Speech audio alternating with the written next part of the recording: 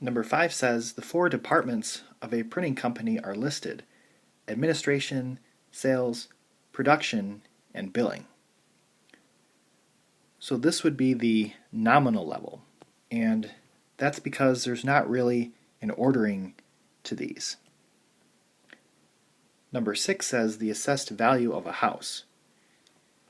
This would be the ratio level. Number 7 says the volume of water in a household in a day, and this would also be the ratio level. So these are both ratio because there is an ordering. You can calculate meaningful differences between the data.